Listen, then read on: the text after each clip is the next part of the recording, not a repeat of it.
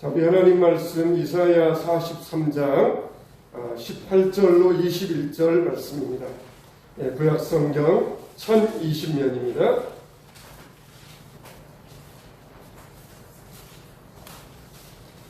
자, 이사야 48장 18절로 21절 말씀. 자, 우리 한 절씩 교독합니다. 너희는 이전 일을 기억하지 말며 옛날 일을 생각하지 말라.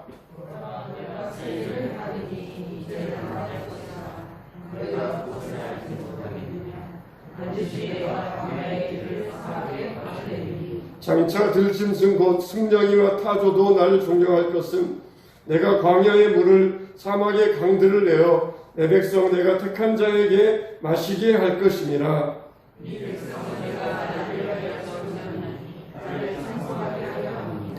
아멘. 주님 앞에 나온 여러분들을 다시 한번 주님의 이름으로 환영하고 축복합니다. 할렐루야. 주의 성령께서 함께 하시고 주님의 손으로 어루만져 주시기를 주님의 이름으로 축원합니다. 우리가 살아가면서 힘들 때가 있습니다. 우리가 그럴 때 더 어려운 일을 만날 때 하나님을 찬양하면서 승리하는 성도들이 되어야 될 줄로 믿습니다.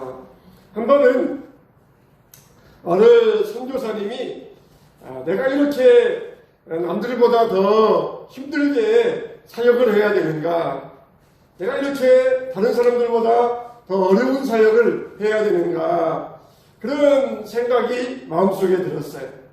그래서 내가 왜 이렇게 힘든 사역을 해야 되는가, 그런 마음을 가지고 낙심 중에 있었는데, 한 번은 자기가 전혀 모르는 사람이 자기를 찾아와서 이런 말을 하더랍니다. 선교사님, 하나님께서 선교사님에게 전하는 말씀이 있어서 찾아왔습니다. 그러더랍니다. 그래서 이 선교사님이 이 사람 이단 아닌가, 이상한 사람 아닌가, 그런 생각이 들어가지고 경계심이 생겼어요.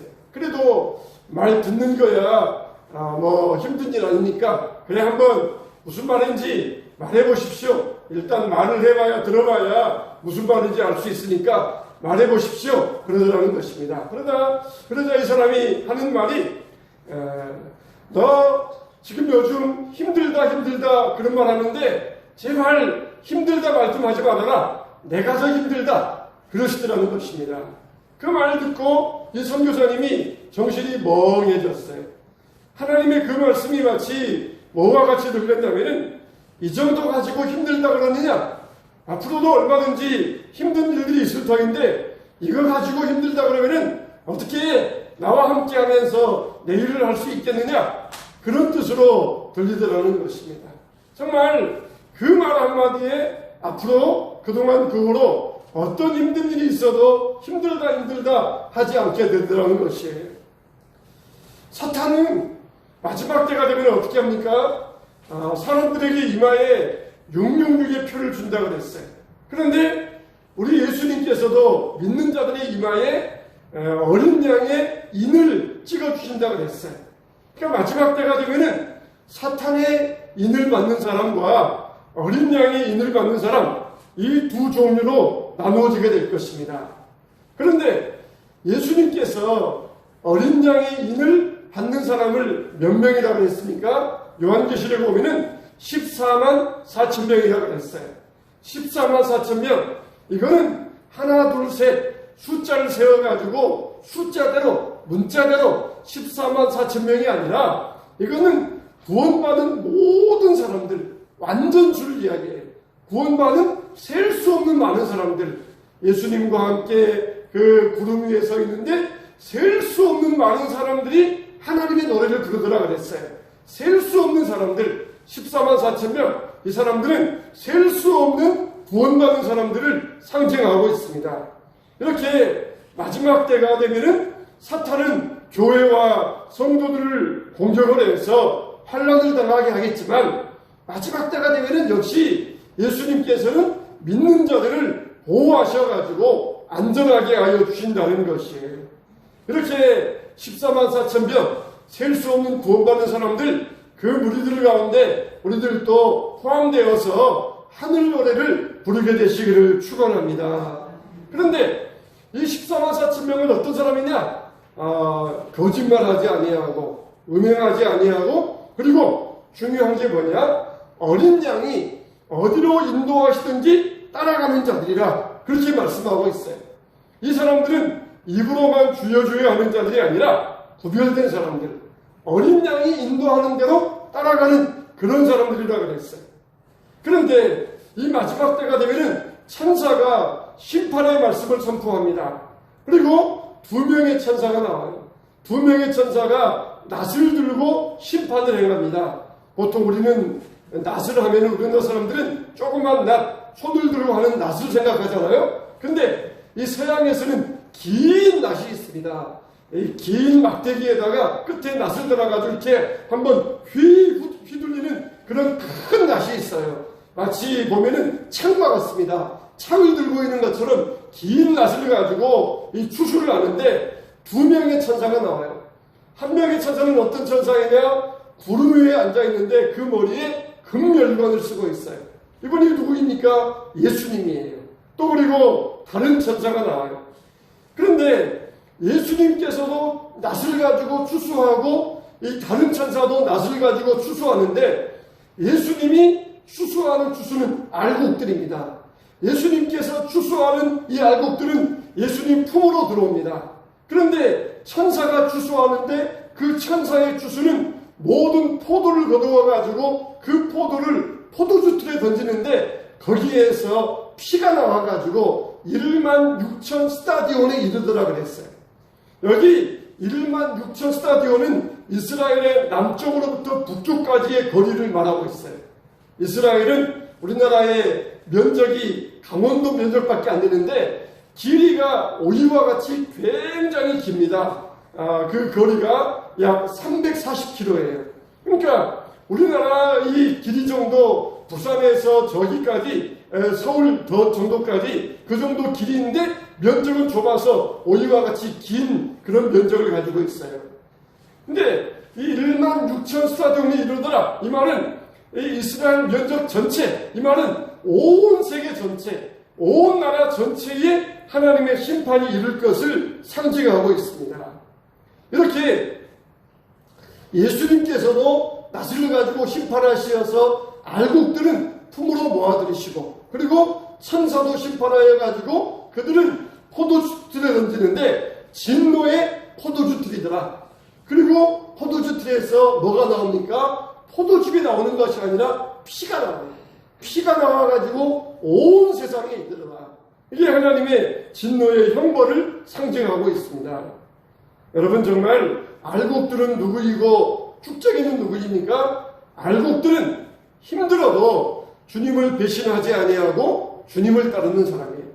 축적이는 누구입니까? 힘들다고 주님을 배반하고 짐승을 따르는 사람들입니다. 여러분 우리는 지금 힘든 시기를 살아가고 있어요. 힘든 때를 살아가고 있습니다. 참 이 시간이 지나면 지나갈수록 사람들은 더 힘들어하는 것 같아요. 전에 같으면은 새벽 예배 나오고 밤 예배 드리고 또 나와서 기도하고 그럼에도 불구하고 힘든 줄 몰랐어요. 근데 이제는 한 번만 예배를 드려도 힘들다고 그런 말들을 합니다. 우리가 점점 영성이 약해지고 육성이 약해져 가고 있어요. 영성이 강하고 육성이 강하면은 어떻습니까? 걸어가도 피곤치 않고 독수리와 같이 날개치며 올라갈 것 같은가를 말씀하고 있어요. 왜 힘듭니까? 우리의 육성이 그만큼 약해져 가고 있다는 것이에요. 세상이 힘들어서 힘든 것이 아니라 우리가 그만큼 약해져 가고 있다는 것입니다. 하나님께서 예수님께서 추수하시고 천사가 추수하는데 힘들어도 배반하지 아니한 알곡들은 창고에 들여서 천국에 들어갈 것이고 힘들다고 따라오지 아니하고 배반한 자들은 짐승의 표를 받는 자들은 축정이가 되어서 진노의 포도주 틀에 들어가게 될 것이라는 것이. 여기 보면 어떻습니까? 알곡과 축정이 사이에는 중간은 없습니다. 이 정도면 조금 쓸만한데 조금 더 두었다가 나중에 쓸만한 것으로 나중에 분류해야 되겠다. 그런 건 없어요. 즉시 알곡대로, 쭉정이는 쭉정이대로 즉시 거기에서 둘로 나눠주고 만다는 것이에요. 여러분, 정말 우리가 세상이 힘들다고 적당히 타협하면 안 됩니다. 왜 그렇습니까? 무서운 심판이 기다리고 있기 때문에 그래요. 그 심판은 어떻습니까? 고통의 유황불못이라고 그랬어요. 그래서 예수님을 따라갈 때 힘들고 어려워도 따라가면은 반드시 거기에는 축복이 있습니다. 할렐루야. 정말 저도 요즘은 정말 힘들었어요. 지난주에도 예배를 결정하기 위해서 힘들었고, 오늘 아침에도 유난히 힘들었어요. 왜 이렇게 힘드는지 모르겠어요. 왜 그렇습니까? 바로 영적 전쟁입니다. 우리를 힘들게 만들어요. 영적 전쟁은 주먹 가지고 싸우는 것이 아닙니다. 영적 전쟁은 구별할 수 있어야 돼요. 왜 피곤한가? 요즘 날씨도 덥고 내가 어제 너무 일했더니 늦게 잤더니 피곤한 모양이구나. 그거는 영적 전쟁에 지는 것이에요. 휴일 아침에 예배를 드리려고 그러는데 피곤한 이유가 뭐가 있겠어요? 그거는 100% 영적 전쟁입니다. 더워서도 아니고 늦게 자서도 아니고 영적 전쟁이에요. 그런데 우리가 그 영적 전쟁에 힘들다고 영적 전쟁을 구분하지 못하면은 우리는 마귀의 밥이 될 수밖에 없는 것이에요. 100% 이거는 영적 전쟁이고 마귀가 우리에게 주는 시험일 수밖에 없는 것이에요. 여러분, 우리가 힘들어도 주님을 따라갈 때에 주님은 반드시 보상이 있습니다. 상급을 주십니다. 성경에 뭐라고 그랬어요? 주 안에서 죽는 자들이 복이 있다고 그랬어요. 왜 하필이면 죽는 것입니까? 오래오래 장수하고 살아야 되는데 왜 죽는 자가 복이 있다고 그랬어요? 한 번 죽는 것은 사람에게 정하신 것이요. 사람은 다 한 번 죽게 되어 있습니다. 그런데 어떻습니까? 주 안에서 죽는 자와 주 밖에서 죽는 자. 주 밖에서 죽는 자와 주 안에서 죽는 자. 두 종류밖에 없어요. 중간은 없습니다. 그런데 한 번 죽는 것은 정하신 일인데 주 안에서 죽는 자들은 복이 있다는 것이에요. 주 안에서 죽는 자들이 복이 있다는 것입니다. 왜 그렇습니까? 더 이상 세상의 힘든 일들을 당하지 아니할 것이고, 그리고 주님과 함께 영원한 영광을 누리게 될 것이기 때문에 그렇다는 것이에요. 예수 이름으로 주님을 나의 주님으로 고백한 사람들, 이런 사람들은 더 이상 힘든 일을 당하지 않고 영원한 안식을 얻게 될 것입니다. 로마서 8장 18절 말씀에 현재 우리가 겪는 고난은 장차 우리에게 나타날 영광과 비교할 수 없도다 그랬어요. 여러분, 우리는 순교의 믿음을 가져야 됩니다. 순교의 신앙을 가져야 돼. 진짜 실제적으로 순교하느냐 안 하느냐, 그거는 하나님께서 하실 일이에요. 실제적으로 신앙 때문에 죽느냐 안 죽느냐, 그거는 하나님이 하실 일이에요. 그러나 우리는 순교 신앙을 가지고 살아야 돼요. 다니엘이 사자굴에 들어갔습니다. 다니엘이 사자굴에 들어갔어요. 그리고 제 친구가 풀무불에 들어갔습니다. 이들은 어떻습니까? 신앙 때문에 그랬어요. 실제적으로 이들이 순교한 건 아니에요. 그러나 이들은 순교 신앙을 가지고 있었어요. 다니엘은 어떻습니까? 기도하지 말라 그랬는데 기도했어요. 제 친구는 어땠습니까? 우상에게 절하라 그랬는데 절하지 않았어요. 하나님의 계명도 마찬가지고 세상의 지시도 마찬가지입니다. 하나님의 계명도 하라와 하지 말라예요. 세상도 마찬가지입니다. 예배드리지 말아라, 기도하지 말아라. 지금은 하지 말라는 것으로 하고 있어요. 하지 말아라, 하지 말아라, 하지 말라는데 왜 하냐? 그러다가 심해지면 어떻습니까? 이제는 하라 할 것이에요. 우상을 섬겨라, 국가에 따라라, 혹은 뭐에 따라라, 하라라고 나갈 것이에요. 하지 말라 할 때에 하지 않는 것은 어떤 면에서는 쉬운 일일 수 있습니다. 그러다가 이게 점점 강도가 세집니다. 하지 말라고 그랬더니 안 하네? 이제는 더 세게 나가볼까? 해라? 이것을 해라? 그러면서 더 세게 나올 것이에요. 여러분, 우리가 비대면 예배를 드립니다. 왜 그랬습니까? 나라의 조치가 무서워서, 나라의 감옥 가고 벌금 내는 것이 무서워서 그러는 것이 아니에요. 이웃을 위한 배려입니다. 이웃을 위한 배려. 약한 이웃들을 위한 배려 때문에 그러는 것이에요.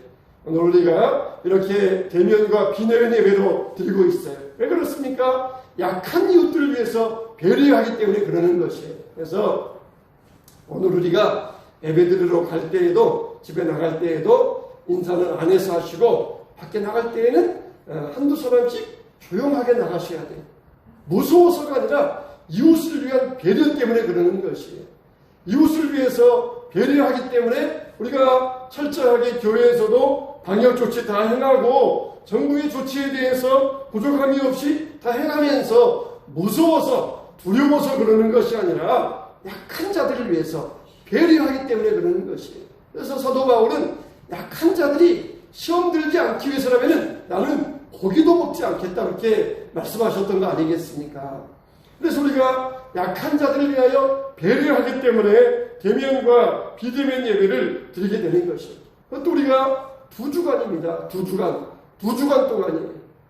다니엘과 세 친구는 하지 말라와 하라는 것을 했고 하지 않았어요. 이들의 믿음은 철저한 순교신앙이었어요. 그러나 실제적으로는 죽지 않았어요. 이들의 믿음처럼 우리도 이런 믿음을 가져야 됩니다. 실제적으로 죽느냐 죽지 않느냐 그건 우리에게 달려있지 않아요. 그거는 하나님께서 하실 일이에요. 그러나 우리의 믿음은 순교신앙을 가지고 하지 말라 그래서 안 하는 것이 아니고 하라 그래서 하는 것이 아니고 어린 양이 우리를 어디로 인도하시든지 따라가는 것, 그게 바로 우리가 가져야 될 순교의 신앙인 줄로 믿으시기 바랍니다. 오늘날 하나님은 우리에게 이런 믿음을 원하고 계셔요. 힘들다 하지 말아라. 내가 더 힘들다. 너희 모습을 보니까 내가 더 힘들다는 것이에요. 그래서 주변 사람들에게 우리가 보일 수 있는 이런 믿음의 모습을 보이고 나갈 수 있어야 됩니다. 주변의 눈이 무서워서, 사람의 입이 무서워서, 그게 아니라 약한 자들을 위한 배려의 차원이라는 것이에요. 마치 이럴 때 우리가 예배드리지 않으니까 참이 힘도 안 들고 편하다. 그러니까 성경도 읽지 아니하고 기도도 하지 아니하고, 이거는 사람들을 위한 신앙입니다. 이러할 때 내가 더욱더 내 심령이 더욱더 간절한 심정으로 더 하나님을 사모하면서 믿음으로 살아야 되겠다. 이게 바로 하나님을 위한 신앙이에요. 우리의 신앙은 사람을 보기 위한, 사람을 위한 신앙입니까? 아니면은 하나님께서 보시는 하나님을 위한 신앙입니까? 우리는 힘들 때 무엇을 해야 됩니까? 바로 하늘을 향하여서 하늘 노래를 부를 수 있어야 됩니다. 하늘 노래를 부를 수 있어야 돼요. 어떤 분은 그런 고백을 했습니다. 평생 동안 하나님을 위하여서 살았는데 평생을 살아오면서 자기 인생을 돌아보니까 마치 내 인생은 곡조 없는 가사만 읽는 그런 인생과 같았다. 그렇게 자기 인생을 반성을 했습니다. 여러분, 우리가 찬송가를 부를 때 어떨 때는 가사만 읽어도 굉장히 은혜로울 때가 있어요.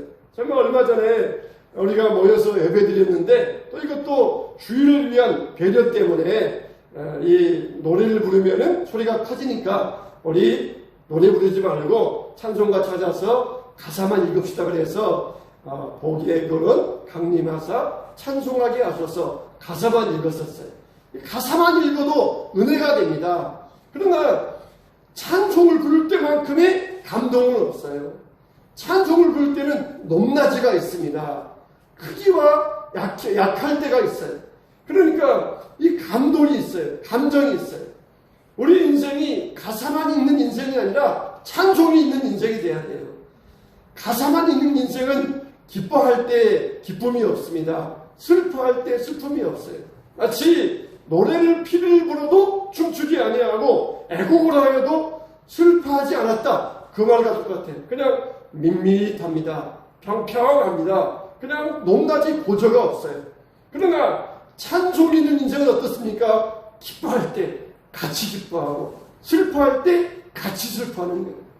우리 인생에 예수 믿는다고 힘들지 않을 때가 있습니까? 박 목사도 힘들 때가 있고 장로님도 마찬가지고 여러분도 마찬가지예요. 힘들 때가 있어요. 어려울 때가 있어요. 그러나 힘들 때 우리가 해야 될 일이 무엇입니까? 바로 노래 부르는 것입니다. 찬양하는 것입니다. 힘들 때 이 하늘 노래를 부를 수 있어야 돼요. 밋밋하게 평평하게 가사만 읽는 이런 신앙이 아니라 기쁠 때는 기뻐하면서 춤추고 슬플 때는 정말 같이 슬퍼하면서 우리 마음에 같은 어려움을 나누면서 힘들 때 같이 힘들어하면서 이런 신앙의 모습을 가질 수 있어야 됩니다. 우리는 그냥 습관의 영으로 신앙생활을 하면 안 돼요. 우리는 성령으로 신앙생활을 할 수 있어야 됩니다. 습관의 영으로 신앙생활하면은 이거는 바로 바리새인들이에요. 바리새인들은 습관의 영으로 종교의 영에 사로잡혔던 사람들이에요.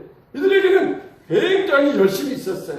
모든 면에 있어서 좋아, 나 잘해 그러면서 항상 자기들은 업이 되어 있었어요. 굉장히 열심히 있는 것처럼 보였습니다. 그러나 이런 사람들이 예수님을 십자가에 못 박았던 것이에요.